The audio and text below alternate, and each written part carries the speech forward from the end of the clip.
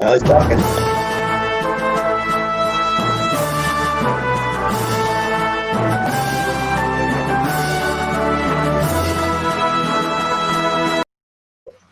What's up, people? This is the Rookie Corner throwback once again. This was the first type of stream that I did when I started my YouTube channel, and right next to me, Geoff the IronWolf. We were going to call it the Geoff and Geoff podcast at one point. But yeah, we were. What's up, Rookie? Now, what's up, man? Good to see you and your little apprentice there. Want to tell everybody his name?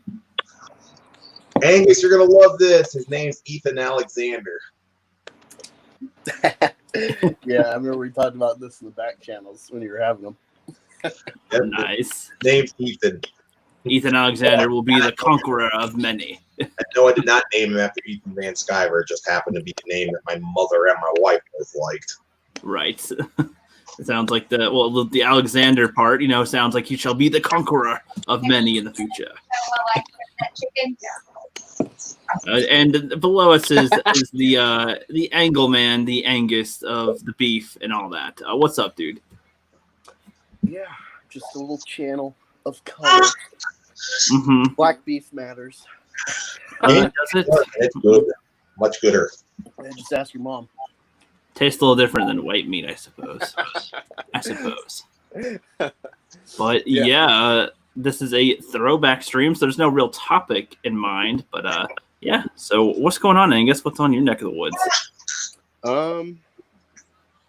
Nothing really. I had some issues last year, and rearranged my room. I finally put in the effort and put all my Star Wars toys back on the wall. So it's like a little personal accomplishment, And it's always fun, actually, like putting your hands on each toy and putting them back and get them in order and everything. Because my 3 3/4 figures, I put them in order through the saga 1 through 6. I do have some 7 and 8 characters, but generally it's all prequel stuff. And it's like prequel, and then there's like Vader, Boba Fett, Slave Leia, and then that's kind of the end of my collection. But it's just like I don't, with all the problems of Star Wars, I just rewatched Episode 1. I put these toys up, and it's just like, I can never say I hate Star Wars or it's dead to me. It'll always fucking live, even if it's bifurcated or what have you. And I don't think you're ever really a fan if you're so crushed by a little mouse. I don't think you're a fan to start with. A mice has taken down countries, man. Or is that rats? Rats. Yeah, bubonic plague. Speaking of which, China actually had a couple of recorded cases of bubonic plague. Yep, heard about that. And what about you, Wolfie boy? What have you been up to in the last year? This guy right here. Right, kitty! Heck yeah, you have entered the fatherhood. Yeah, I had this little guy, let's see, last year. I think you need your glasses, Ricky. Yeah. What? Last year, I actually got to meet a lot of the Phantom Menace at Star Wars Celebration, which was just about almost a year ago. Other than that, just been working, having a baby boy. His name is Ethan, as we all know, and just working my tail off trying to cover the bills. Heck yeah, I imagine so. What's the first age, or at what age are you going to show him Star Wars for the first time? Probably around 5. The funniest part is he was actually kind of, for lack of a better term, roaring like a lion. So I put on the lion a clip from the Lion King, and his face was just like, oh yeah. Something that would soothe my kid when I was in New York. We watched The Office a lot, and he became so used to it that like I could rock him that song, and then once he got older, like a year or two, he could be shrieking, and then the Office theme song come on, he would just stop and be like mesmerized. I figured Death Punch for Ethan here. You put on 5 Death Punch, he tends to calm down. It's the funniest thing. He loves rock and roll. He is definitely my boy. Heck yeah, man. That's how to do it. But Yeah, Angus, what age did you show your kids Star Wars? I actually wanted to keep it from them till they were like at least probably 8 or older. But my bitch wife happened to show them when I was gone, episode 1. So, and they're already like, even though they don't get it, they're already like, oh, look, it's Darth Vader. That's you, Daddy, because son is Lucas. You know, and then my daughter's like, I'm her, Leia. You know, I'm just like, yeah. Like, I fucking hate Leia, so I kind of hate that, you know, I'm like Vader in the situation. Cause like, yeah, you are. You're my daughter. You're cutie. I fucking hate this character, but I'll smile for you. Like, one thing for Star Wars I am going to get soon. I am actually planning to get Star Wars Squadrons. Did you ask what's that? Yeah. It's a new Star Wars game. It's a throwback to the old school Star Wars X-Wing TIE Fighter games, but updated. Oh, yeah. I heard Star Wars only cover that, and I was just like, yeah, it sounds cheap. Fuck that. Actually, no. I saw some replay footage from Eckhart's Ladder. It looks really good. So I'm going to get that. I'm going to do probably some game footage, you know, some reviews on it. That's going to be my big thing coming up. And the other thing that keeps Star Wars alive for me, the Old Republic. Star Wars The Old Republic, I still play it to this day. That'd be good. In fact, I was playing it this morning. I was playing one of my Sith Warriors. Yeah, I'm really close to beating the original Xbox game. I never played the MMO.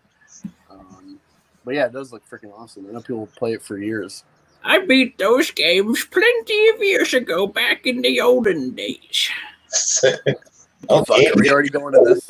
Back when we was playing on the old original Xbox, when it was green and black, the gigantic ones. You had to have a cord to the whole console over there. Hey, KOTOR is still, to me, the best game ever made. I'd say it's up there in, like, maybe the top... I don't know if it'd be the top 20. It's one of the most interesting stories and that you could play out with the different outcomes, I'd say. I'd put it as one of the top 10 best games. Best game ever is probably Pong. Story to that. Going old school there, huh? It's so, you know, like Lucas tried to do this with the Monomyth, but Pong, it nailed it. Oh, but hearing about old school games, did you guys hear about Brie Larson wants to play the chick for Metroid, Seamus? I was like, please let her. I mean, I wouldn't be surprised by this point. So. Watch everyone cry about it for 2 years, and then it makes $1 billion because they put so much attention on it. It's possible. I mean, what I'd say is like. Get back in a sec. Little boy somewhere else. All right, Angus, do you think that video game movies are even worth the attempt? Because I was thinking about it lately, and it's like in a way, I think that some of them would be cool as movies, but in a way, they wouldn't be. If you know what I mean? Yeah. It's just like it's a game. So what's the point? Let me flip my camera really quick.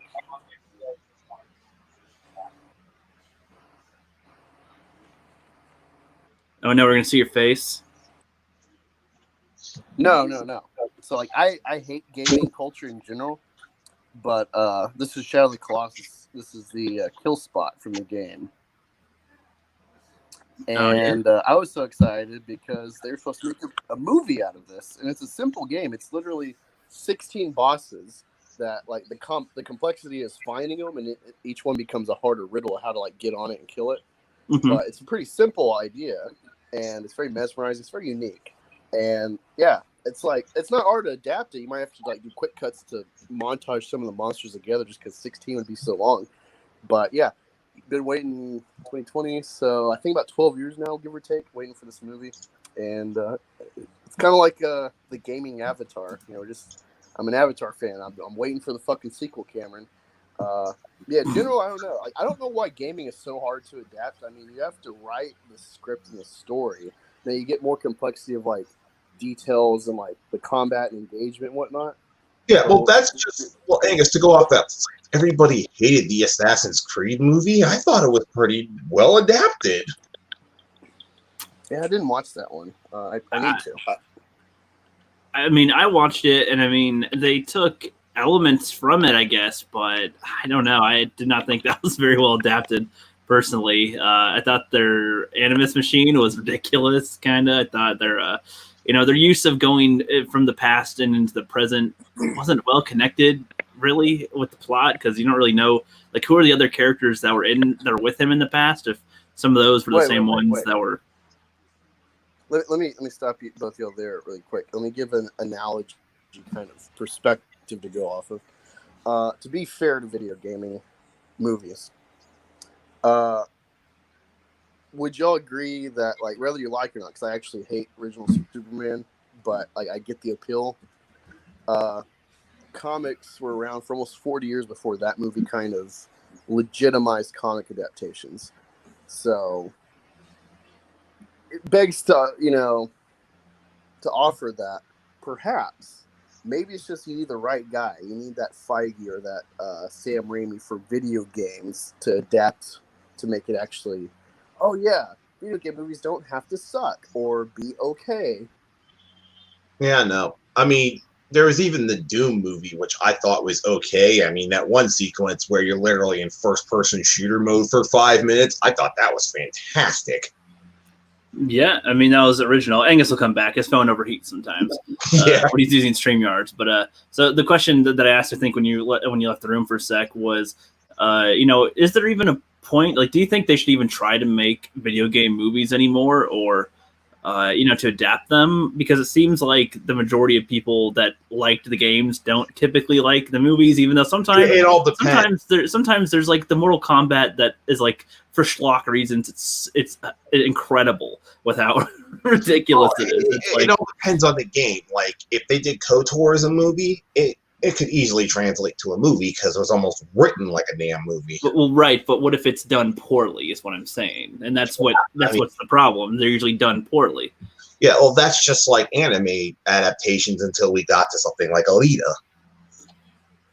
I suppose, but I don't know. Were you a fan of Alita before the movie came out? I had heard of it in passing. I'm not like the greatest. I watch every single bit of anime. I mean, I watch some. So that's what I mean, though, because like that's from a manga. Like the fans of the manga, from what I've heard, didn't really like the movie. So like as an adaptation, how well is it? There was manga and there was an anime adaptation to it, but it wasn't very well known. But I mean, yeah, hell, for example, everybody hated Speed Racer. I thought it was great.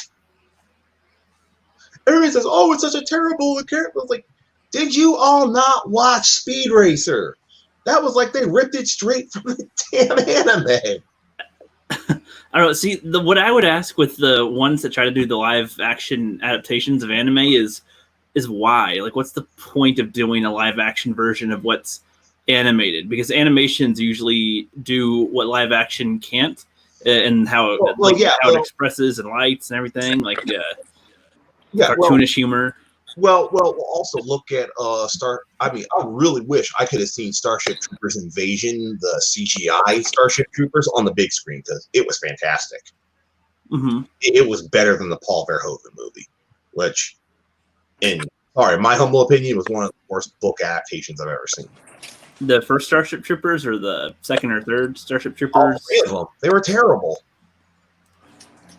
I mean, it was a good Starship. First one was an okay movie, but if you actually compare it to the book, the movie's freaking terrible. There's no power armor. There's no, just straight up battle armor. I mean, go look up Starship Troopers Invasion and just the basic battle armor they wear. Yeah. It's almost on par with like Mjolnir from Halo and some of the stuff they can do. Right. They have to be superhuman to wear it.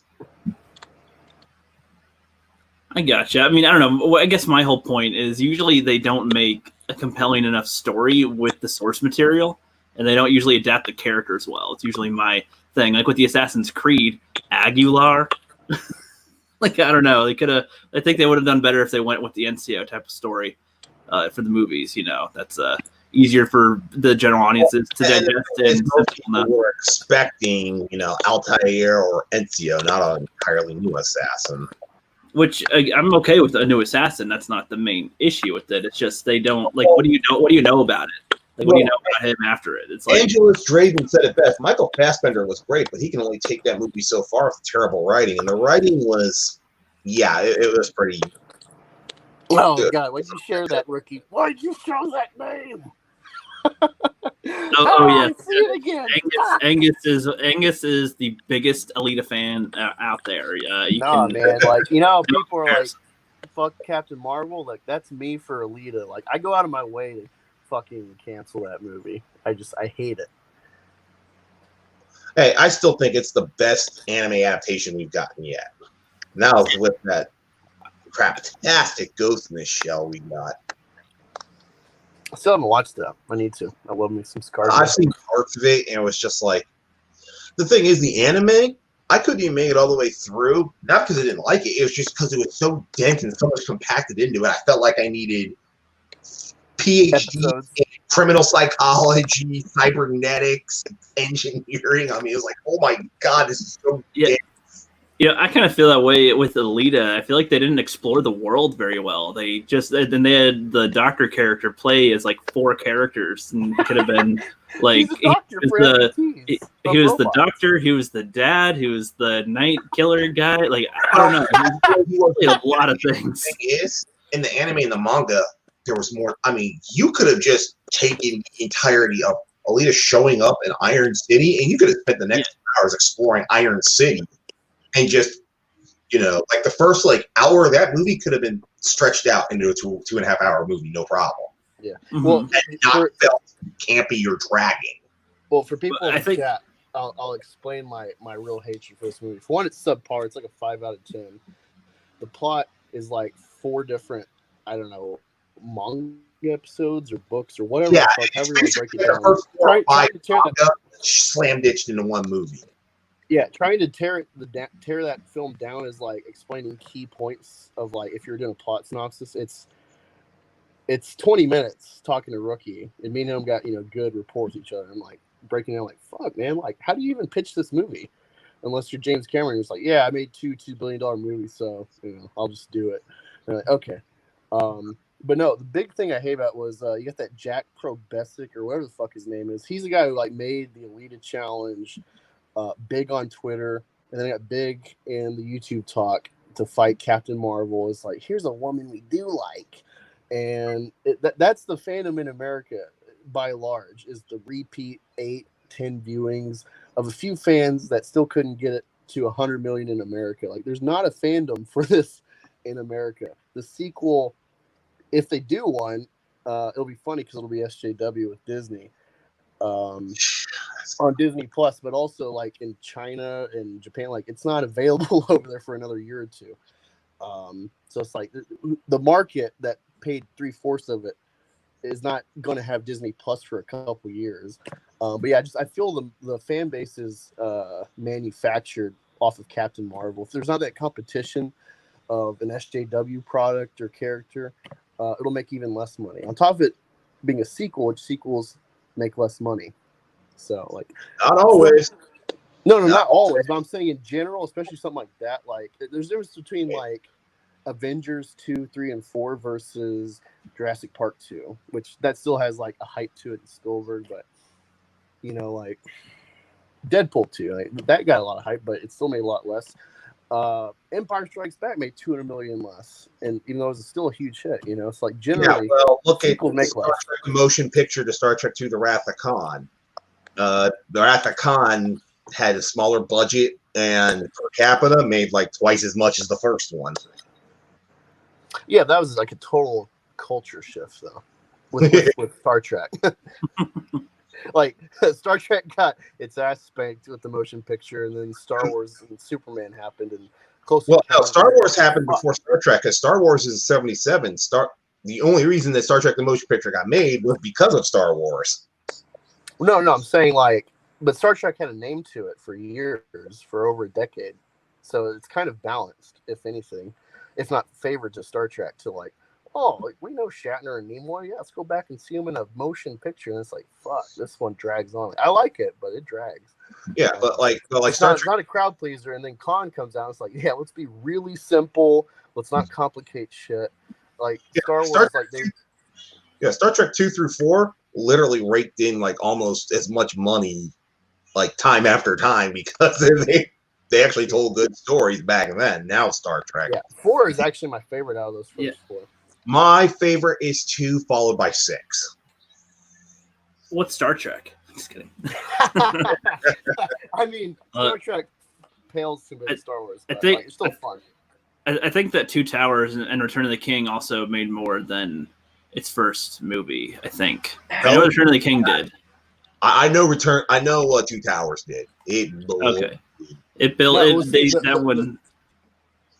The reason I'm talking about sequels make less money is like in general, if you make like a trilogy, it's going to dip over time. Now, something like Lord of the Rings has 50 years of readership when it came out. You know, it's an icon.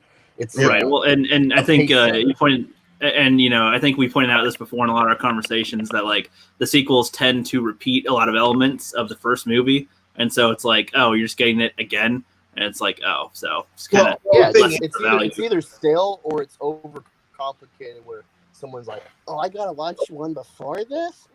That's the thing about adapting stuff like books, like with like a book trilogy, like Lord of the Rings. It doesn't repeat itself. It's actually telling the story that's already been written. They just adapted it, and Peter Jackson did a freaking amazing job.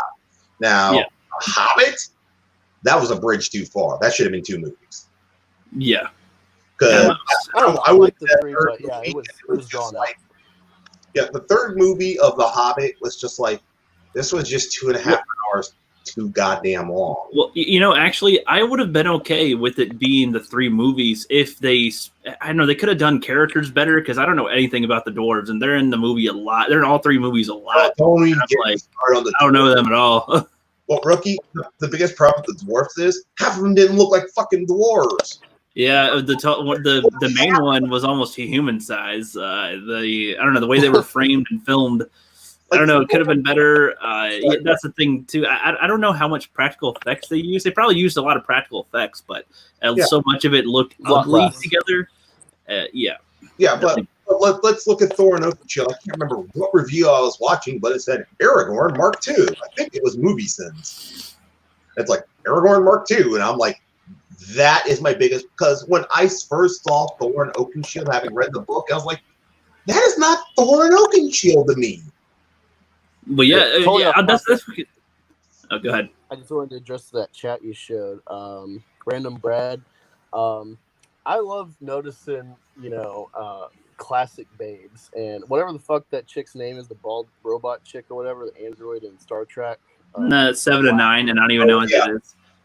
That was ballsy too, especially back in the 70s. Have like a bald chick with like Aaliyah robe thing, and she's like, oh, I love it. Aaliyah, holy crap, she was like something else. But no, go.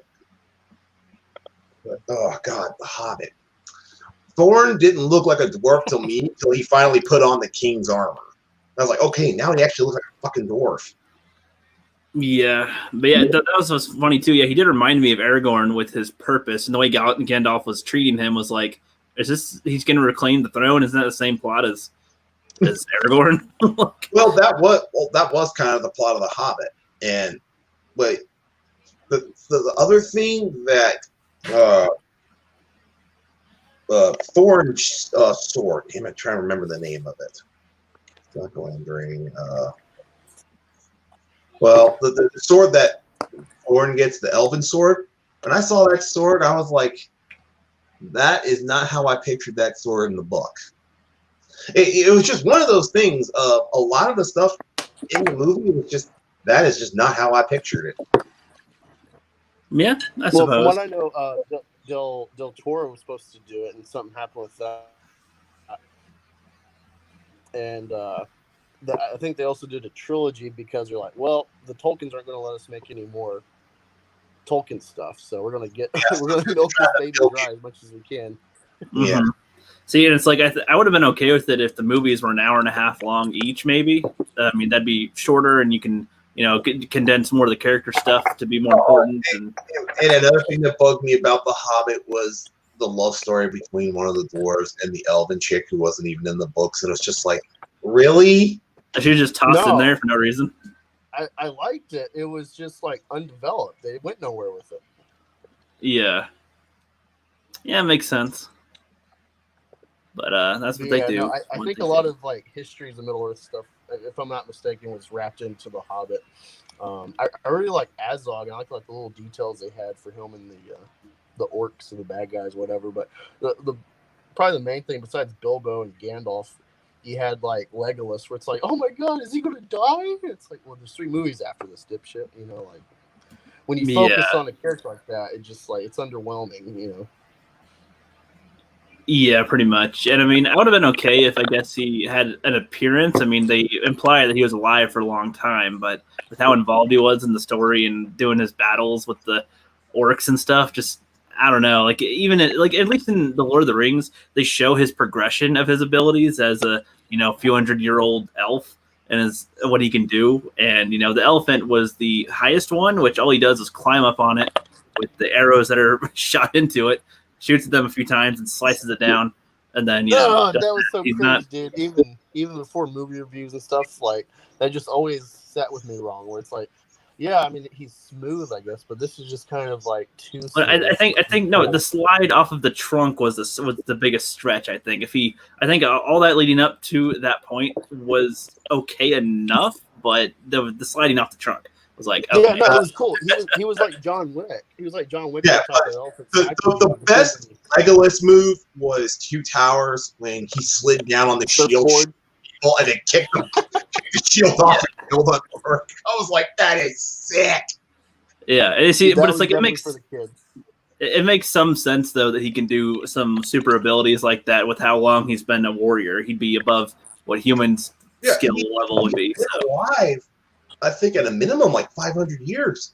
I think so too. Yeah, but I mean, I wish that in the Hobbit they minimized showing so much of his, super abilities in there because they should have just minimized Legolas to begin with. He should have been a background character, not someone as prominent as he was. That's what I meant. But I mean, that's screen time, and I know he sells money, so it's like, something else that's a problem with both the book, The Hobbit, in the Lord of the Rings context and the movies is like tone, because like Hobbit I think came before Lord of the Rings as like the full on idea. He came out like that was the story but then Tolkien's a World War I vet and he's like channeling that type of perspective in Lord of the Rings and his biblical knowledge and all this stuff.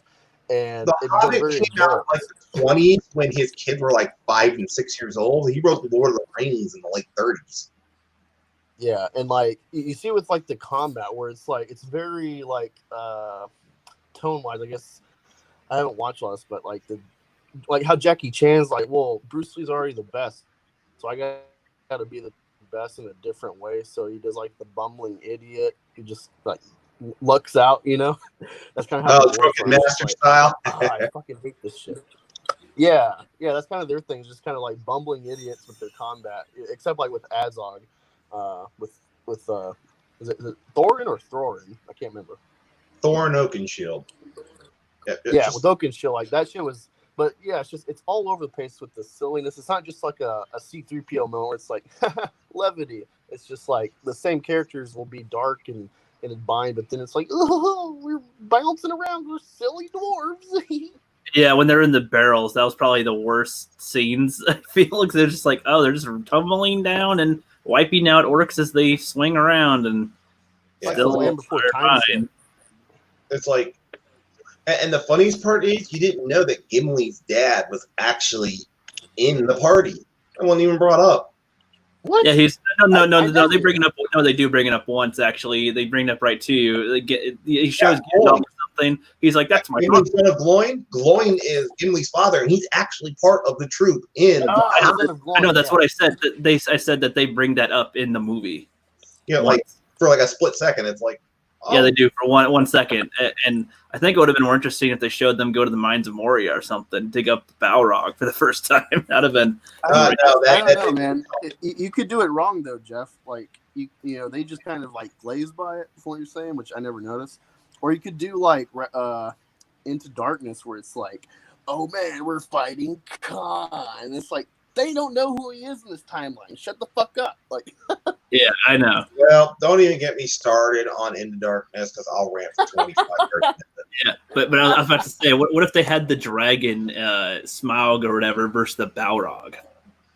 Ooh, that'd be sick. Those are two dragon-like beings. I think Balrog's road dragons or something in some of the lore or something. Well, the thing is, though, the Balrog was pretty much asleep in the deepest parts of Moria, and the dwarves weren't in Moria. Remember that one battle where Thorin gets his moniker Oakenshield? They were trying to take Moria from the orcs and failed. Yeah, I know. I was just saying that would be a what-if thing. Like, what if they showed that in the movies instead? But who knows? But anyway, I guess since we're on Lord of the Rings, though, real quick, one last thing I'd bring up is, the talk of the endings always bug people of Return of the King. What do you guys think about the ending of Return of the King with after the ring is destroyed and it's at the end of all things and it does its first 4-second fade out? What do you guys think? Pretty much what happened in the book.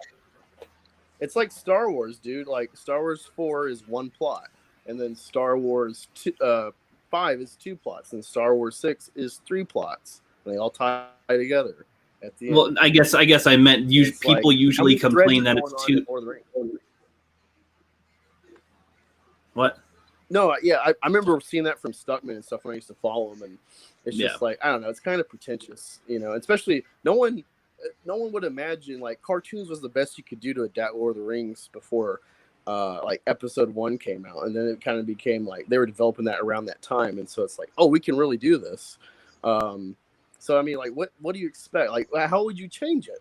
Would it just be, oh, the ring's gone, goodbye, Frodo? Like, no, man. You need that. Like, it's Tolkien. What Lucas did with nuance of like gray. Tolkien was very black and white, and it's all about like in the end the good guys win out. He's a Catholic Christian philosopher and stuff. Well, Angus, he really all his guys went out. Kids, and he wanted to show that good wins in the end. So he couldn't just Frodo gets rid of the ring and just dies. People suggest that the true ending should have just stopped after they all meet each other again in Rivendell and they're all jumping on the bed. They think that it should have ended right after. That seems creepy, dude.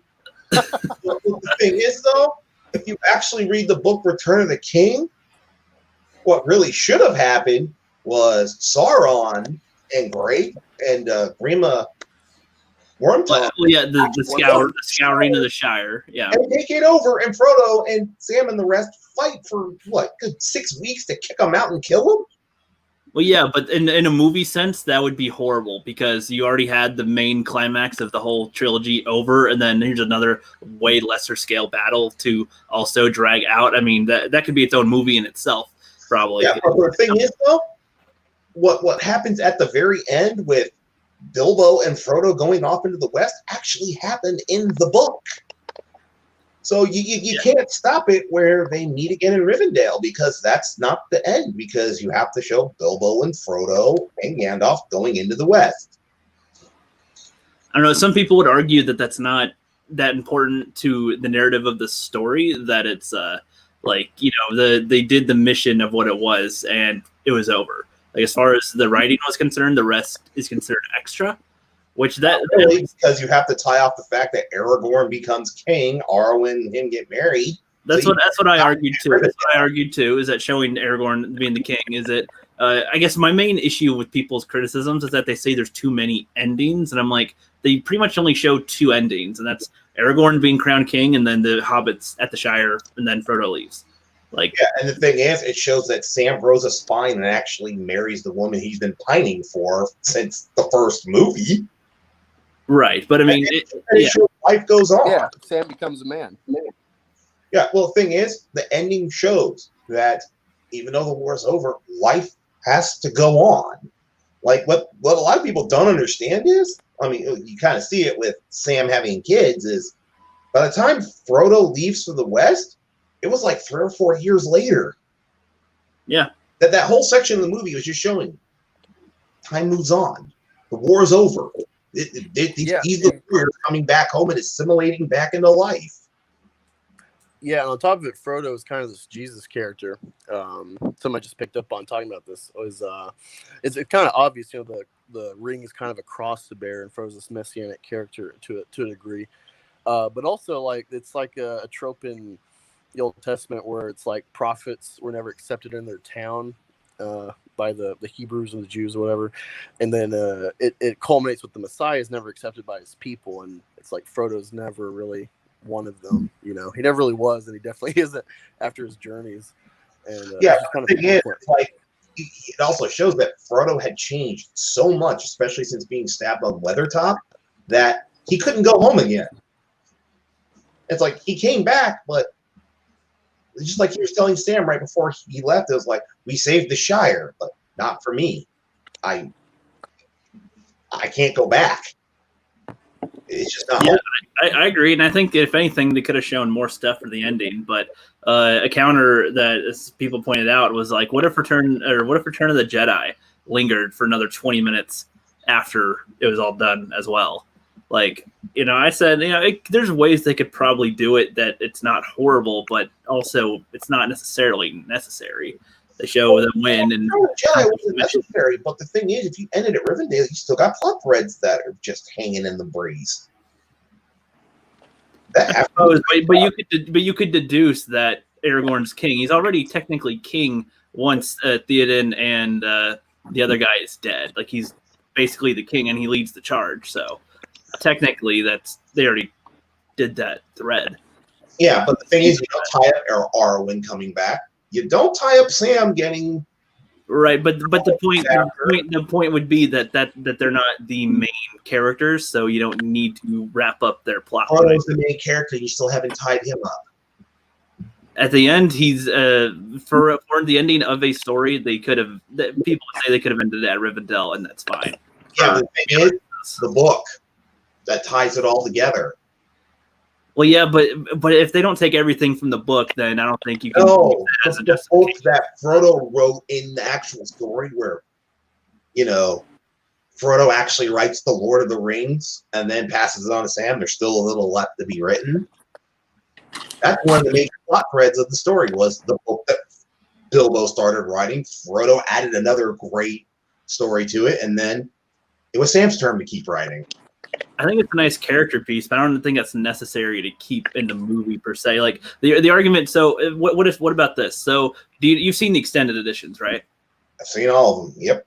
So as far as theatrical versions would go, like we're just talking about the theatrical release here, would you keep the endings and still keep out Saruman's death, the Witch King, all these other moments in Return of the King that do more for characters as well, or keep those out as still and keep the ending? Like, well, there's certain things that I would keep because there actually was a couple of faux pas done. Like, I would keep the Witch King coming up and showing up in front of Gandalf, because it explains how his staff was with him one moment, and then the next moment he kicks in the door. Where's his goddamn staff? Yep. It gives urgency to it. It shows that when he says "I will break him," that wasn't just an empty line that went nowhere in the thing. Yeah. But Sauron dying, that was a waste. I mean, yeah, it tied up that thread, but it was still just as good as just keep him locked up there behind the Ents, which still ties him off. Well, I mean, but when he's the main antagonist of the second film, and then it's just he's just in his tower. I mean, that's kind of he was already defeated. They were just wrapping up, and it was a good excuse to have the two Hobbits back up. The main cast, because they had to be, and then they still had to go check and make sure Sauron was defeated. I mean, Saruman. I don't know. In a way, I would have preferred that than, like, if you're going to shave off any time from the end, I probably would have shaved off Frodo writing in his book, to be honest. Like, I feel like that's an assumption you can make that they would do that.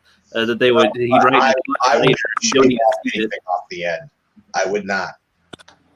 Because, again, it shows, even after the war's over. Yeah, I meant Saruman, Tim.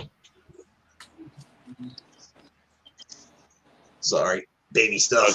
So good. Angus, were you trying to say something, or are you?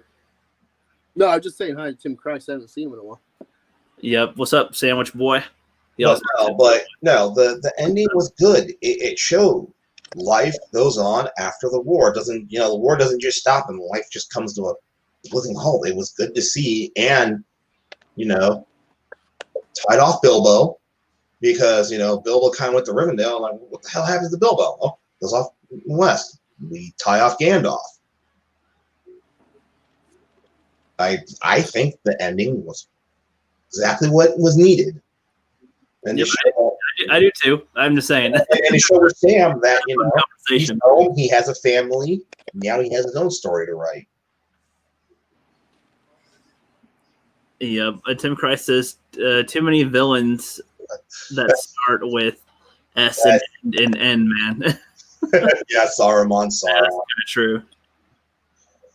But at least it wasn't it wasn't something Star Wars. I mean, look at the start of the Lord of the Rings. I mean, that was 20 minutes before we finally got to the ring and the start of the journey that could have been shaved off, like Bilbo's birthday. It started at Bilbo's birthday.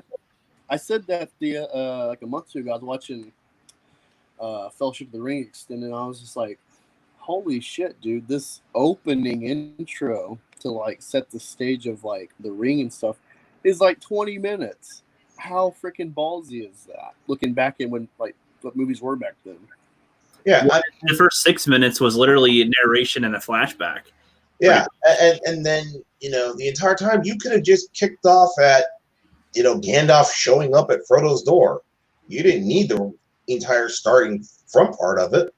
Could have just what would Gandalf shows up, knocks on the door, and then you hear Bilbo scream, "No, thank you." you know what would fix all of this? Well, I know, but one thing that was actually cut out, and a lot of fans of the books are, some of them were sad, but a lot of them were like, yeah, I can see why they cut that out, was Tom Bombadil. Yeah, fuck that. Yeah. I read the books, and I'm like, the first half of the first book is the Shire and Tom Bombadil, and if you think the Shire is long in the movie, just read the book. It drags on. Bombadil would have been 45 minutes, no one understood. Well, and I heard that he puts on the ring at some point, and that kind of takes away its meaning as to why Frodo has to carry the ring or something. Yeah. Well, anyways, guys, I gotta run. I got a baby to go wash, so it was fun hanging out. I got you. Yeah. Have a good one. It's good talking to you again, man. Yeah, we'll do this again sometime, but baby to go wash. All right. Wash yourself. Fun. See you, everybody. Have a good one. Yeah, see you, Geoff. That's great. But yeah, Tim, the extended editions are great. I saw the extended editions for the first time last 2 weeks ago, I think. I always only saw the theatrical, but I just, I was getting curious about the extendeds because they have like a full hour, and people keep on talking about them lately a little bit. And I was like, you know what? I'll just, I'll get them. And I did. Never watch the theatrical cut once you see the extended. It's like, I don't want to again because it feels like they jip me, like you pay for half a game or something. That's what corporations do, man. Look at the Snyder cut of Batman vs. Superman. Look at what would happen to Justice League.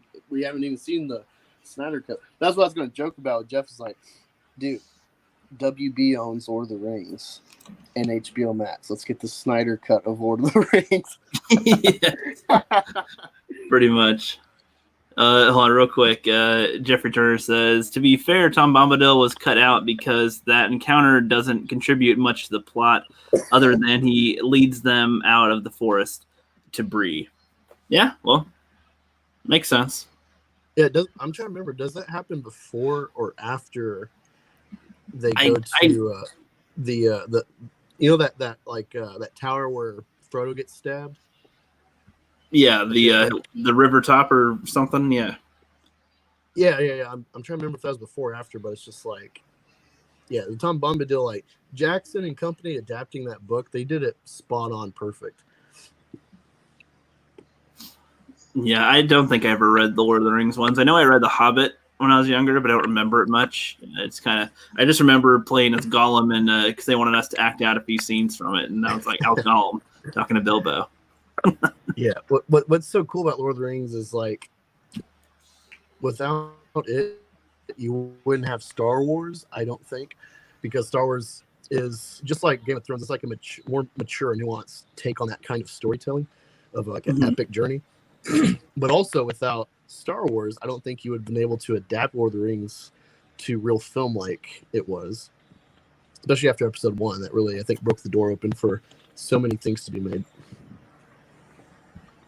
I agree. What year did the books come out? I'm not sure exactly. I think like the tome of like all three or what have you, or how they split them, or whatever the case was. I watched the thing. I think it was like the 50s when like they kind of became like a big deal. I don't know, but I mean, were the books released before Star Wars?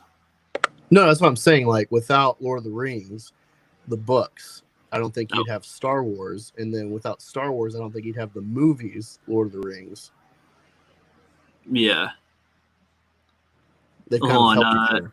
He says, literally, Agron was going to fight Sauron at the Black Gate. Sauron was digitally replaced with the troll, but still, it would have been nice to see an alternate cut of Return of the King with that fight. I mean, I don't know, because if he defeated Sauron, would that mean anything? Because the ring... I mean, I kind of thought the point is that it doesn't matter if you could kill Sauron anyway, because the ring is still around. So it was, this whole battle was to get Frodo to be able to destroy the ring, and destroy Sauron. Yeah, it's his Horcrux. In a way, it's his Horcrux. I mean, if he was supposed to fight the mouth of Sauron, I guess that would make more sense, but he kind of killed him quickly, so I was like, whatever. And a troll, I feel, in a way, is also a good challenge, because in the first movie, they got their asses handed to them by a cave troll. And in this one, he's fighting a troll that's armored and has a sword and shit one-on-one. And I was like, that's somehow, that's fine. I guess. Dude, the cave troll, man, that shit hits me just like the Rancor Keeper, like the pity and the sorrow he has. The troll, like, he gets shot in the mouth. Like he's just a dumb, big brute for the orcs. Like he's just. What if you gave him a hug or tried to heal him? What if you tried to force heal him? That might work. He'd be your friend. Yeah. Like, Lord of the Rings is very black and white, but that little thing showed some nuance of like, like they're not all like devious and like they're just existing in their reality. It's like how I went to Afghanistan. Look, they had a lot of forefathers, if you will, who fought the war already. But when I went, I was kind of like, I didn't have ill will to the people. Like, we're invading their country for this fight none of them know about because they're literally ignorant. Most of them don't have TV. They don't know about Osama or the Twin Towers or any of this shit. They just are locals and they see infidels invading, And I like those little details like that because that's reality. Most people don't fight. The people that fight the wars don't really know all the details and the actual causes. I think in the Lord of the Rings, Boromir says they have a cave troll. So it wasn't just a random one. Yeah, I don't know. I guess cave trolls are like a big deal compared to other trolls. I don't know. That did kind of confuse me on its power level because it didn't seem to be heavily armored, but it took a lot to kill him. But then the trolls that are armored, like, do they have weaker skin? Because when they get hit, they kind of go down pretty easy, I guess. Like, I don't know. It's like Alien and Aliens, dude. It's like it's just an escalation. Like there's not a whole bunch of thought put in. It's just like, oh, like we did a cave troll, and that was like a huge moment. Let's right. They're not concerned about the power levels really with it, like power levels of each creature. It's more about just the wow factor, and then it's like, all right, you've already established this in-depth moment. Now it's like there's 2 or 3 or 4 of them in the army. They're swarming you, you just kind of take it for granted. I don't know. Yeah. Tim Christ says, when will trolls be considered racist? They probably already are. Oh, they're not racist. They're sexist because that's the feminists. Yep. Pretty much. Jeffrey Turner, a.k.a. Mega Jenny 1, says, Lord of the Rings and Star Wars, despite Tolkien not wanting to adapt the Arthurian legend, both draw parallels from the Arthurian legend. Aragorn and Luke are King Arthur. Yeah, I kind of got that vibe, even with Aragorn, as like he's trying to redeem his ancestors and he's, the heir to it. And is he going to fall to the same fate or, do well? He gets his special weapon, all that. Dude, I was at this like retro gaming store in my area and I'm looking at because I have a PS2, but I need the cords and shit and a memory card to actually like play them worthwhile. But I have an old Xbox, and I play the crap out of that. Me and my son play Battlefront. And I'm looking at all these old games there, and I see King Arthur, and I'm like, man, I remember going to my grandma's down the road. She had, like, the movie channels, the packages. and I watched the shit out of King Arthur. And there's the game. Was it the one that had Clive Owen in it? Yeah, that one. They had a video game. I remember that. Yeah. Yeah, I never played it, but I used to watch the shit out of the movie, and it's a movie that's like I kind of want to go back and see it for like whatever it was being cool back then. Boars, all those guys. Yep. Dagonite. I want to watch it, but I'm like, I bet it's cringe now that I actually like understand film. We should do a watch party, Angus. No, we got to do Ghost Rider. I remember loving the movie too, but I don't remember, if I would like it now or not. I don't know.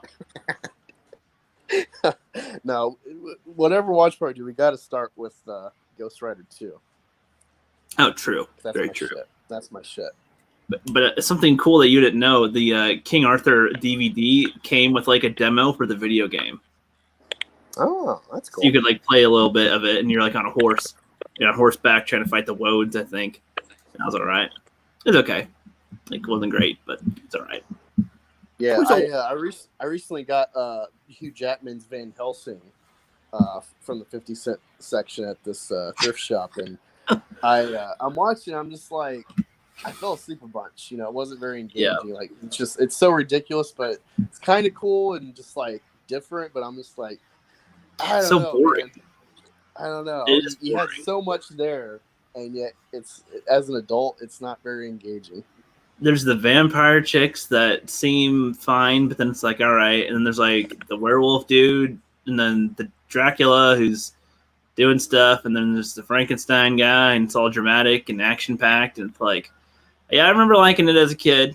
I don't know if I could watch the movie now. The thought of it bores me, to be honest. I'm like, oh yeah, he goes and fights and some vampires. It's not like Beowulf, man. Like, people crap on Beowulf, but I watched it, and the older I get, the more I like it. The more I'm just like, this was cool as a kid. And it's even better that I've read the story and I'm seeing like what Zemeckis did to like give it a lot of detail and just play with the story, because you got to think, when they wrote that story, it was 1000s. They didn't think cinematically. They're telling like just word stuff. So it's like, oh yeah, and they had an epic fight, and he was mortally wounded. The end. And to like play with it and show what's his name? Crap, I can't remember. The son, like the form freak, the first beast that is attacking him. I never saw Beowulf. To show him as, dude, you should watch Beowulf. I think you'd really like it. You like Lord of the Rings and stuff. People, the only thing people remember about it for some reason is Angelina Jolie, and it's like a video game style. It was, like, this might be the future movies when it came out, right. Yeah, it's kind of like Zemeckis. He did Polar Express. It's kind of in that same look, that digital style and whatnot. But yeah, I love it, man. And watching behind the scenes just makes me love it more. And that's kind of how I talk about like the character of Satan in the Bible, with like all the concepts around him, and he did this and that. And it's like, he kind of reminds me of it's gonna bother me. I can't think of that beast's name, but it's like the son of the real demon. But he's like, in the story, he's supposed to be born of like the sin of Cain. And so it's like, well, if you're born of sin intrinsically, then like, are you guilty for being evil? That's kind of the detail I pick out from that character. Yeah, well, it makes me think of this. I should buy her something, that's special, but also creative. Ooh, like get her a retard with a box of crayons, with one of them sharpeners, so he can sharpen it and then take the shavings and put them all over his face. You're going to hell. Well, you know what? No, I'm not going to hell. Retards love crayons. I remember you got me on that movie, and that hearing that, I'm just like, all right, I'll give this a chance. It's so dumb, but it's funny. I'd not played that clip in forever. Forgot I had that. Hold on a minute. Yep, it's all good. Beowulf and Grendel were a pretty good movie. Yeah, I've not seen either of those. Grendel, that's his name. Van Helsing was worth seeing for Kate Beckinsale. Hold on, let me flip my camera.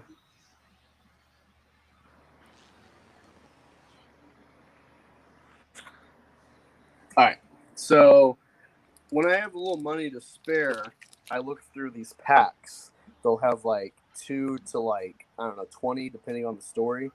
It's usually limited series up to like 12 issues, but they can get bigger.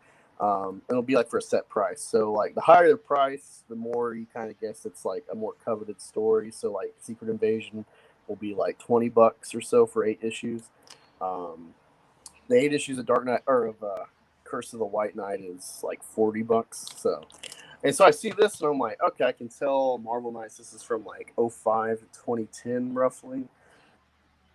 And I'm newer to comics. So I'm like, I just cracked this open the other day. I haven't really gotten into it, but issue 1 is hilarious because there's like something going on and they're like a church, and this guy's like, Ben, you take the retard. The girl can ride with Danny. And I'm like, yes, we need old Marvel back. That's great.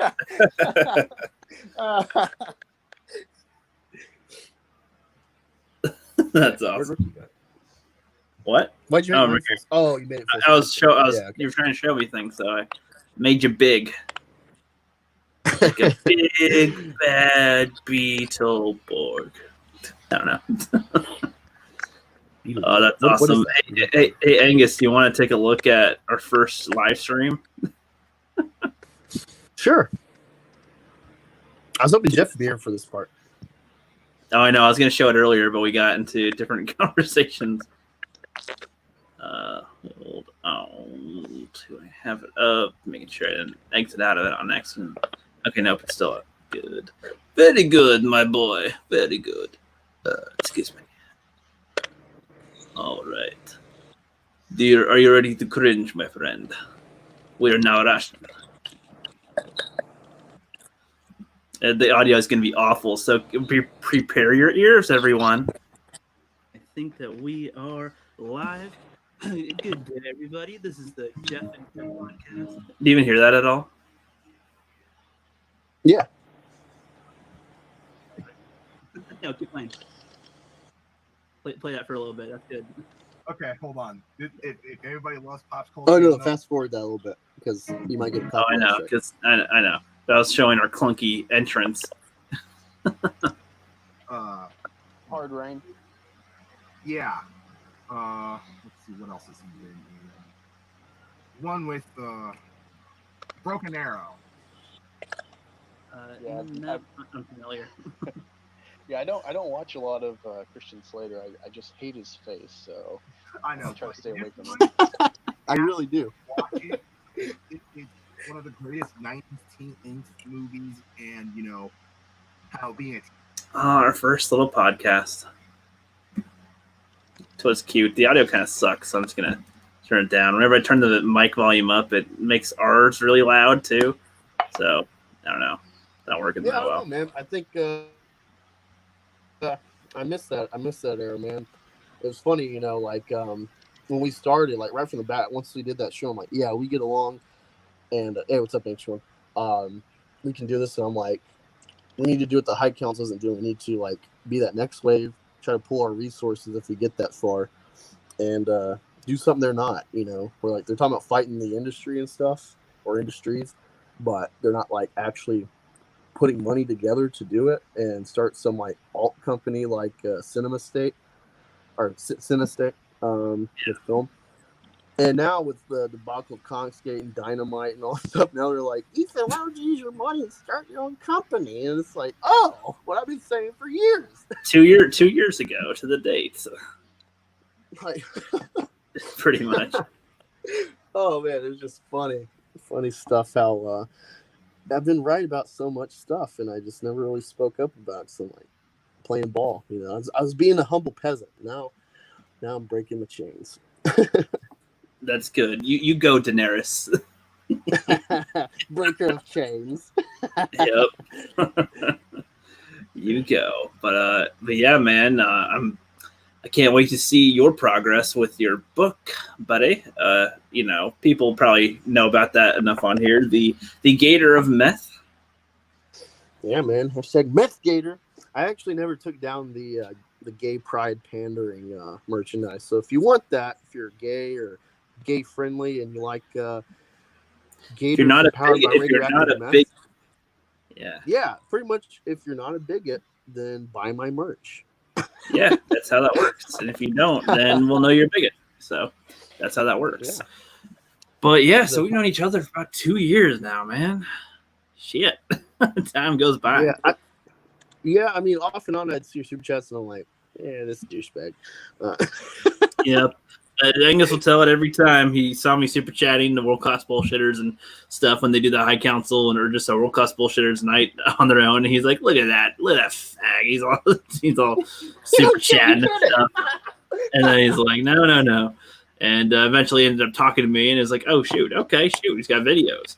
And then you got a little. You're doing all this research before joining us on that live stream to, Dude, be prepared. That was great because y'all did a stream. Y'all did an initial stream together, Geoff and Geoff, and I just was like, I didn't know how the streaming stuff worked, how guests came about, that like people just do it randomly and stuff. So I was like, I literally at OSU in between classes, I would be watching y'all stuff. I watched probably more than half y'all's catalog at that point before that stream, and then then we streamed. I had all these topics and stuff ready, and then it became a Marvel DC stream when it was about Star Wars. Yeah, but it was very validating, you know. Like I already did this video making on my own. I knew I could do it, just need to get seen. But the streaming, it's like, yeah, you know, you can get rusty for sure. Like I feel rusty just this whole year, but you know, given the right company and content, yeah, like I can go with the best of them, you know. And then having like someone like Geoff and stuff on, being with Jeremy and whatnot, that kind of show like, yeah, I can do this with anybody, you know. Just seems to be the right conversation. Exactly. I think that's mostly the key. If you know what you're talking about, then it's easy enough to talk. That's how I see it. It's not about knowing. It's you got to be passionate, you know. Like we were on a couple streams. We're like, hey, come on. We're like, hey, this is a bigger channel. They could, you know, help us get seen. And they're just talking about shit we don't know about, like He-Man. So I'm like, dude, I've never watched He-Man. I don't know what the hell they're talking about. Yeah, I remember that too. We were so confused. We were like, I have no idea what to say because I don't know.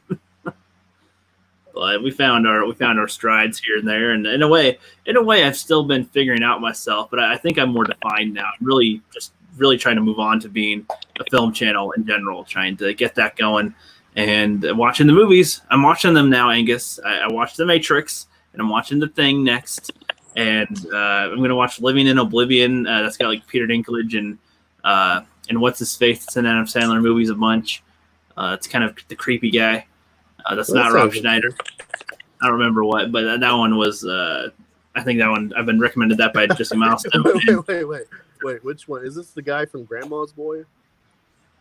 I don't know. It's the guy in the Happy Gilmore and Billy Madison that shoots the dude that has the hit list. Steve Buscemi.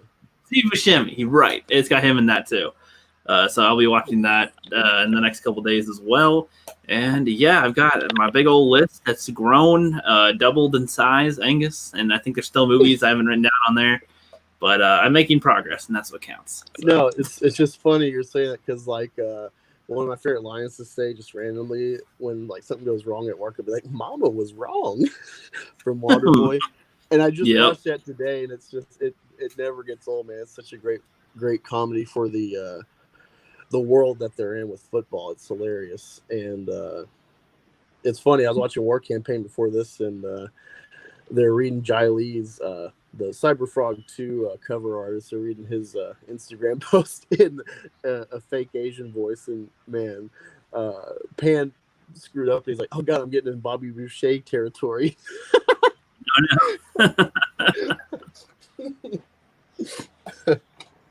That's funny. The price is wrong, bitch. Oh, dude, Happy Gilmore. I love that line.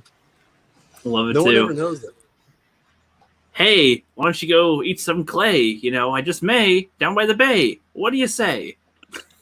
The stupid rhyming. That's how I rap. It's literally how I rap. Yeah, I just rhyme words that were said, and that's it. Yeah, that was funny shit. Like, you made me think about when I was a kid in like 4th grade. I wanted to like make a band with these friends. And, like, none of us ever played instruments together. I barely ever touched my guitar, but I wanted to like make a band. And I just write like the most ridiculous songs. It's so cringy looking back. Look, they had never saved them, so I don't have to. I remember one of ours. It was like, "It's a long way home. It's a long way there." And something with a comb of hair, like it just rhyme shit like that. But we'd go back to "It's a long way home, it's a long way there," and it's like, oh god. When we didn't know how to play an instrument or sing or write, just like, we're gonna. It sounds reminiscent of like a 70s show. It's kind of, yeah. It was one of my buddies that kind of would get high. He'd think he could play guitar, but he couldn't. And we're coming up with ideas, and one of them we're drinking some sodas, and we're like, oh, we know a song now, "Sun Kissed," sun kissed. It's something like that. It was like, oh Jesus. Well, never knock that process, man. You never know what can inspire. So, like, one of my favorite AC/DC songs is "Dirty Deeds Done Dirt Cheap," which is kind of like a Hitman song, but it's actually inspired by, like, I guess an Australian, like, Have Gun Will Travel Hitman cartoon when Angus was a kid, where he would just give him a business card that said "Dirty Deeds Done Dirt Cheap," and that's what inspired the song, So you never know. I ain't gonna be no lyricist, so you won't be catching me doing the raps on the streets and in the albums and all that. So, no, if you're lucky, you'll be seeing me making the movies. That's what I'll be doing over here. See that over there? Okay, because I'm gonna be a future film director. Okay, see that Sonny Jim over there? Yeah, that's that girly there with the cheeks. I can't talk fast like that. Tongue twisting. Trying to do the 60s talk over there. All right. Hey, since I got you, really quick, this can kind of be a plug. I'm not sure if it's still in demand or not, but I'm excited to get it. I'm just waiting for it to get shipped to me. That's why I haven't watched it and left commentary. Your War the Wizard review, non-spoiler, not tell anything. Like, give me a kind of synopsis, your thoughts on it. I thought that it has a great animation style. Like, as you're reading it, looks like you could see it being out as a cartoon. It's also got a good video game vibe, like one of those quest ones that shows you what items you have at the bottom of each page, so you can kind of keep track and see what they're going to do with it. He's a level 1 wizard, the lowest level, and he's coming up against all these obstacles. And there's just some ways that he's able to deal with it without being stronger than them, and it's kind of funny. And the style that they choose, or that she chooses to do it with there's nobody else that he really interacts with as far as like on his journey, but she kind of has it where the narrator is talking to him as if he's got somebody there that he's talking to. So that's kind of an interesting take with that. Him and the villain have something in common, which is funny, and they're both on like the opposite scale of power. And that's just an interesting little story. Interesting little story there. It's hard to not spoil it. Basically, that's why it's very vague. As it is like that, and some of one of those extra drawings that were on the side with it, the like 7x11s or something. I don't know their exact measurement ones, but they're just kind of random pictures. Those could be cool postcards if they're more an open and fold. Would be kind of cool to send to little ones, or it'd make a good coloring book too. Like if there was like a black and white version, I could see my nieces and nephews coloring that. All right, man. That sounds good. I'm excited. Yeah, I've been looking forward to it since I backed it.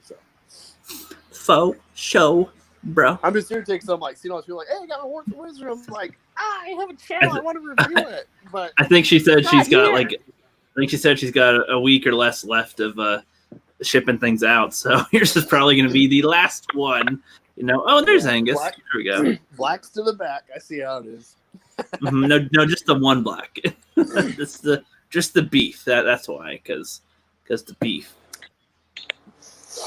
Yeah. But I don't know. I actually kind of want to end it in a little bit so I can get something to eat. So, was there anything you actually want to bring up real quick as a little topic while we got ourselves live here? Not really. Kind of other than setting up our Ghostbusters stream at some point. We still need to do that. Is it a matter of you getting a hold of it or what? Because I have it. Well, yeah, because I don't have internet. Like, I'm on my phone, so I don't have internet in my house to like watch it on Vudu with you while we're like streaming. Because I can watch it on my phone on Vudu, but I probably got to check it out at the library and play it on my DVD player or something. Yes, that's likely what you would have to do, boy.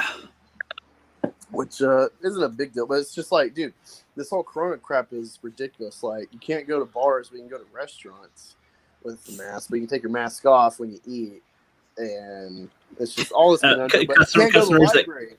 You can't go to the library with the mask, though. They you have to call and order what you want. Essentially, they put it in your trunk, and it's just weird. So it is weird, and it's you can't browse the shop of the library and see oh, I want to check this out. Oh, what's this book? Oh, right. Who knows what they want from a library? Don't they go there to see what they even have? Exactly, you know. I've never gone. I'm going to the library.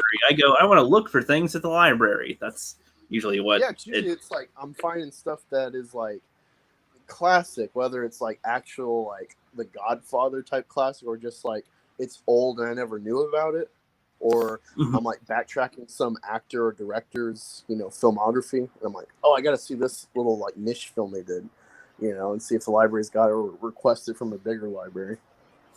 Yeah, that is kind of funny. There's movies that you'll see in a library, you'll see an actor on the cover, and you're like, "What the what?" They were in this movie. What? And it's some hidden gem. Yeah. There's a song. When I was looking up songs about gators or rock and roll gators, something like that, in my YouTube search, I found some. I don't know if it's Asking Alexander, just some band like that had a gator song, but I don't really think it was about alligators. Just the name of it. But I found Jerry Reed. He's the famous Smokey from Smokey and the Bandit. He also did, the Eastbound and Down song for that, because he was a country singer. He has a song called Gator McCluskey, which is this kind of ballad about some guy. And apparently it's an actual Burt Reynolds movie, I guess, before or after Smokey and the Bandit. They teamed up for something else. And it's holy shit, I got to find this movie and see if it's, good or bad, or regardless, I just got to experience it. It's Jerry, the coach, actually the coach that fires Bobby Boucher and Waterboy. That's Jerry Reed. So it's kind of funny because you got a kind of Southern classic in Smokey and the Bandit and a more modern classic in the South. I haven't seen Smokey and the Bandit. I've seen about half of it. I know I've seen it here and there when I'm growing up with my parents, but never watched it. And I watched about half of it. It's okay. It's just, it's dated, the entertainment.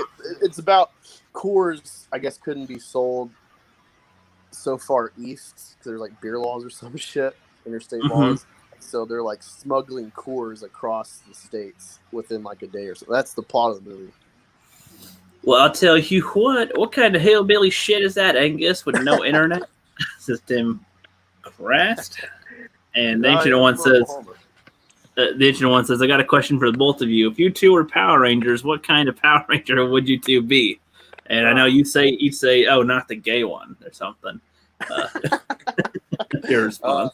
Well, I guess I'd just be the black or blue one, depending on the iteration. I don't really know Power Rangers. I always liked it as a kid, but my mom was Jehovah's Witness for a long time. And so even though we kind of slowly on accident went through the history of Christian denominations to become Catholic eventually, she always maintained this fundamental view of shit. So a lot of stuff was always the devil. And Power Rangers was the devil. Yeah, because they had the wizard or sorceress chick, Rita Repulsa, and other shit. And it was just I got this awesome. I don't know what it was, but I remember it was a big Power Rangers toy, and I was so excited. Fuck yeah, a giant toy from someone. This is a real birthday gift. And my mom returned it. I don't know what she got. I think she just paid for the pizza with it. Oh no. And so that's a little taste of how I grew up. So. I probably wouldn't be an AC/DC fanatic if it wasn't for that upbringing of that's the devil, and I'd probably just like it, but it'd be kind of I'd find other shit. But no, you said I couldn't have it, so it's when the Doors came out, and play anything you want, but not Love Me 2 Times. And so they go out primetime TV and they play Love Me 2 Times, and they become the hit that they are. Yeah, I know what you mean. Power Rangers are next. It's Rita. She's escaped and she's attacking the planet. Ay, what do we do?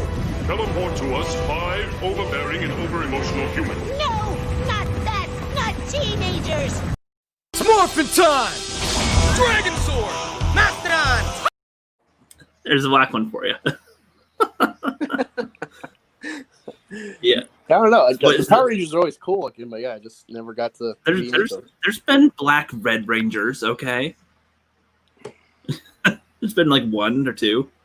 It's been like two. I think two. He said Rookie Critic would be the Red Ranger, Black Angus would be the Black Ranger, Mandy Summers would be the White Ranger, or Gray Ranger. I don't know. I think she'd be a yellow, maybe. They're usually more spunky, like that. Yeah, I could see Mandy being yellow. Mm-hmm. He says those were the days, bootlegging movies. Oh yeah. But yeah, I don't know. See, like when you say what Ranger, it's like to me, I know of all the different seasons, and there's different ones. Like you could be the Quantum Ranger, the Magnet Defender. There's no identifying trait with any of the colors, other than usually the blue is usually a nerd half the time, and the black is usually the more smooth jazz kind of cool, whether he's black or not. And then they actually stopped having Black Rangers at some point. Because they're like, let's just not do that anymore. They had like as far as the color suit, so they don't have Black Rangers in their main rosters anymore for the last quite a few years. I think that's like Aunt Jemima. It's like let's fight racism by removing a symbol that makes you think of black people. Well, no, I don't think it had anything to do with race though. But I don't know because it's Sentai. It's the Asians first, and then to America. So it's that's the other thing is like Asians don't like black people. So like if you're trying to like this is something that's going to highly pander to Asians. So like it's just like Star Wars. You wonder why Star Wars didn't work. Like the black guy is one of the main characters. He's not Lando like some side guy. He's like a main. But the suit. But I think it's more with the colors. Like the color black isn't really colorful, and I think that's more why they chose to not have it anymore. But I don't know. Oh, I don't quite know. But yeah, he said, remember the Titanium Ranger from Lightspeed? I liked him for being like Tommy's Green Ranger. I mean, they have lots of Rangers that try to be kind of like Tommy, I suppose. There's the Thunder ones and the Ninja Storm. There's the White Ranger and the Dino Thunder and all that. So, I don't know. I don't know. Angus is like, fucking nerd. God damn it. The Aunt Jemima picture was a picture of one of the founders of the product. Yeah, it's funny. I haven't researched this, but apparently the Redskins logo was made by an actual like tribe member that picture is of. I think the Blackhawk, and so way to go, SJWs! Just remove art of an actual Indian. Right. Yeah. Let's just remove it. I mean, was it the name of Redskin? Was that the insulting factor, or is that like saying that I'm white? Like I'm the white skin. Is that like? Yeah. For some reason it's racist, but no. Like it's irritating because 90+% of Indians across America don't have a problem with it. Most of them aren't fans of the Redskins because they have a different team. Because like most of the reservation tribes are like in the Midwest. You mean they aren't all searching for the team that represents them? Most of them are probably Vikings or like Broncos or Chiefs fans because they're locale. Go Dolphins! Go Dolphins! Where I'm from, you got a lot of Cowboys fans. I picked Philly of all teams, just because I liked the uniform at the time, and they just grew on me. But yeah, I don't know. It's so weird. Now they're just gonna be called the football team until they pick a name. It's just like, yeah, that one team. It's like, oh, let's go from honey wheat to white bread. Like, fuck off. Seriously. I mean, white bread's fine, but I mean, the bread. Yeah, I understand. He says, I don't think the Asians hate black people. I think that's a China thing, though. I could be wrong. China supposedly hates black people, yet they love Michael Jordan. Well, that's what I was saying. I don't think that they would kick it because I don't think they ever had a black person star in their show as Sentai, like in the Super Sentai. So the black color of the suit never was relevant to the skin color because they had. You also have to think they've had way more seasons. They had like 30 extra seasons compared to America. America picked it up at a certain point with the dinosaurs. Angus, looking back at some of the old Super Sentai footage, like the original Power Ranger stuff, oh my God, you would laugh your ass off. I want to put together a compilation for you. Like, no, do you see their finisher, like where they play kickball and then destroy the monster? No. I almost want to pull it up right now because it's so stupid, but I love it because it's like, what? I was so confused. Like, kind of a parallel is being a Godzilla fan, and I started watching Godzilla as a kid from like renting Blockbuster in Hastings with my dad, and I think this was before like the '90s movies really kicked off into the 2000s when he retired for a time. Yeah. But I watched all like the 50s and 60s Godzillas, and they're pretty cringe when you think of like the epicness of Godzilla as a story versus what they put on film of like Kung Fu, like the King Kong shit. And there's one movie is Monster Island, and so it just shows all these fucking different weird monsters that all cohabitate to some extent on this island, and it's got like Godzuki and shit, and it's pretty cringe. Yeah, so look at this. Got the helmet and find the dudes. And they have like a soccer ball or something in their hands to fight. I turned the music down so we don't get hit with that. And they're literally like playing a game, and this is going to be their finisher on the bad guy. They got green and blue. This is the first season, I think, their very first one in 1975. Correct me if I'm wrong, Mega Jetty. I think that is. It says it on the video, so I don't know. Go long, brother. There you go. It's like, ready? Hot hike. And phew, and then it's a rocket, I guess. It's a rocket. And it's floating around the guy. Now he's going to get hit. Nope. Okay, nope. He's picking it up and throws it down and now blows up. Okay. Oh, my gosh. Oh, and then there's the next one. And there's a wheel. I don't know, but I don't know. Those are funny as hell to me. We say in my town we have a giant statue of Hiawatha. It was a local artist that didn't know shit about Indians, but there's a controversy now. The local tribes are being offended to do it, or to do iconography. Yep. You know, since I was a Japanese show, yeah, no. You know, it would really unite everyone in America with all this statue and representation stuff and BLM and Antifa and everything, the protests, the riots. I think everyone would just calm down if we all pitched in and made the image of Muhammad on Mount Rushmore. Yeah, it makes sense. It's Santa Claus.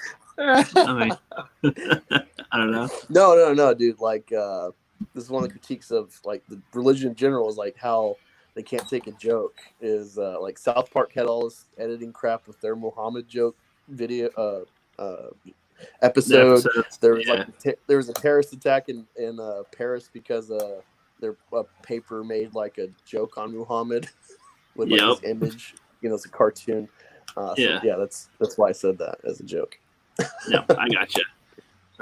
No, I love too in the Cartoon Wars one where they're against Family Guy, and then at the end, they're gonna show. They're like, oh, we're all leading up to being able to show it uncensored, and then they're like, we can't show this because Comedy Central are pussies, and they won't let us show the image. So it was like, what?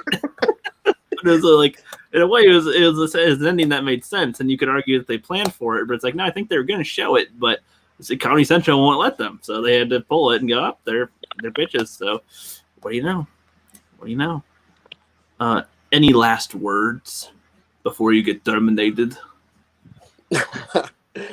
Not really. I guess I'll just push Methgator. Like, it's a story. It's a Comicscape story in the works, inspired by the Red Gaze. If you like, classic Marvel characters, Daredevil, Wolverine, Venom, Hulk, that type of stuff, the kind of anti-hero, whatnot, guy who's like thrust into a plot unwillingly and discovers something more about himself. That is what Meth Gator is. It's kind of channeling those Marvel characters meets Breaking Bad, so there's going to be a lot of homage to different little things like that. I think the concept's humorous, but I think you'll be surprised at how like straight I'm playing it as like really writing it out as a comic. About halfway done the story, and hopefully next month I'll release my poster campaign, so you can help contribute. Hopefully I can make profit, and that'll go into the funding for the cover of the comic and maybe a few pages to start. You can also back my Teespring store. Anything you buy, whether it's Meth Gator or just channel art, that goes into the coffer to fund Meth Gator. Like any of the money I get through the channel or the merch and whatnot, it's going to create something. I'm not just sitting on it for profit. So yeah, Good boy. it's Meth Gator for you. I feel like there was one more thing I was going to say. I might have lost that. Does there something to do with a project, maybe, or a person? No, I don't got any artists in line. You know, I want to set aside. I want to have like a grand or two to like pay for some pages before I like go. Hey, this is the artist. Or this is what it's going to look like. You know, interior art. But I got a couple cover artists in mind. Just I need the money to like secure the cover. You know. Yeah. And this whole Tom King, Jiley, the Dynamite stuff is just, I think it's going to hurt hunting for artists because you got fresh coverage of Comicsgate in negative light. It's kind of earned. It's kind of earned because we said don't play with these people because they're going to burn you. But yeah, I just because like I always reach. This is how I work. Like you got your boy Zach, kind of the godfather of Comicsgate. He works with Sashi, who's like actively anti-Comicsgate. And he's kind of OG Comicsgate, but he funds her, which is fine because she does really great art. Like that's kind of his personality. He's like, I just want to make good stuff. That kind of crosses the whole principle argument. For me, I always, when I reach out to artists for whatever it is, colorist, letter, ink, or whatever, I always stipulate this is a Comicsgate project, commercial. Are you down? You know, and I've had some people where like they look into like, no, I don't want to deal with like the notoriety of this group, regardless of like I would do the project regardless otherwise, you know. But like I don't want to get sideswiped later on where like I didn't know I was working with Nazis, you know. So that's kind of where I come from. So you can feel safe that whoever works with me is at least willing to be adjacent to a fan movement. Makes sense. You're not going to worry about a Doug or any of these classic, people at Fallout or Turn Tail. Nope. Honesty is always the best policy. Exactly. And you know how we should end this, Angus? With meth? A gladiator does not fear death. He embraces it, caresses it, fucks it. And prays